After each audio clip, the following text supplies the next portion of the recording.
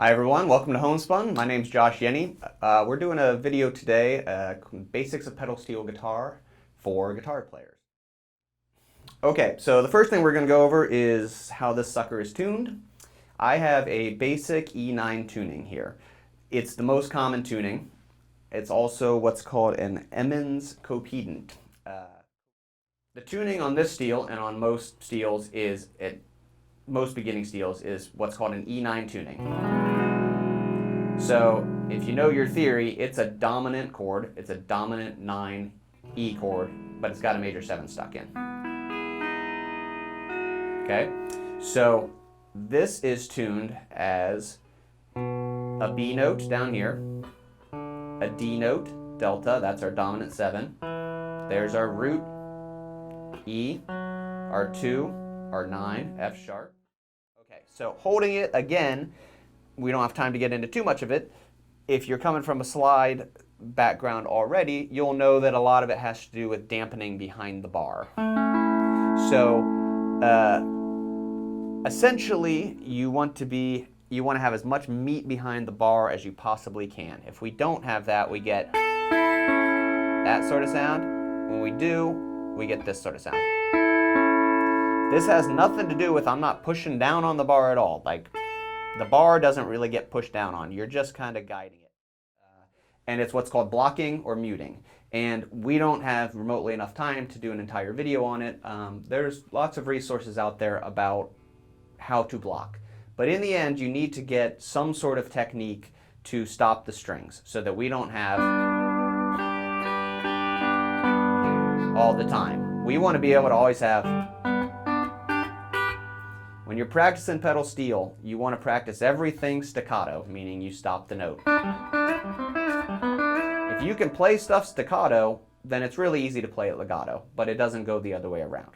So what we're going to do is we're going to try to keep our good hand position, but these are the string sets, or string grips is what they're usually called, that you want to focus on, and it's all you should focus on right now in regards to the strings. So it's going to be strings 10, 8, and 6. Okay, so I'm going to start by putting my hand down, hopefully in my good position, and I'm going to put thumb on 10, first finger on 8, and middle finger on 6. That's my first string grip.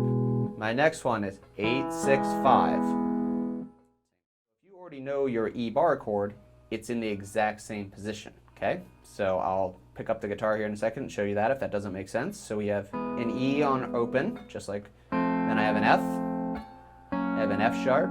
On my 3rd fret, I have a G major. This is no pedals, and this is just 8, 6, and 5. But I have a G major on all the string sets. All those string sets add up to a G major. Okay, so the bar moving up the fretboard here is exactly as if you're moving up your E bar shape. So this is usually one of the first bar chords that everyone learns. Okay, so here it is on steel. Again, I'm starting on the 3rd fret, open. You can choose any of those strings, 10, 8, 6, 5, 4, 3. Any of those string sets, any combination of those strings. And for right now, I wouldn't even worry about your volume pedal. Just think about getting our timing here. Here we go.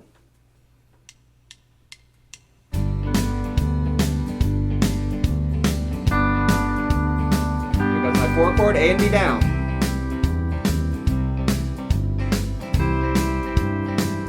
Up 2 frets with the A and B still down, as if I'm in that position. Back to the 3rd fret, open. Any string sets, or any of the strings in the string sets.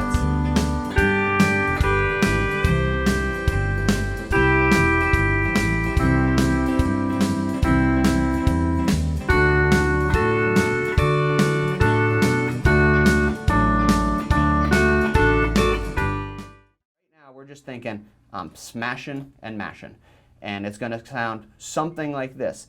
Are you always going to hear the change? No, because if you're on the wrong string and you're playing, if I'm playing this string and I play my B pedal, nothing happens because it's not affecting that string. Neither is the A. But don't worry about that right now. Just kind of play with your string sets and kind of push some stuff.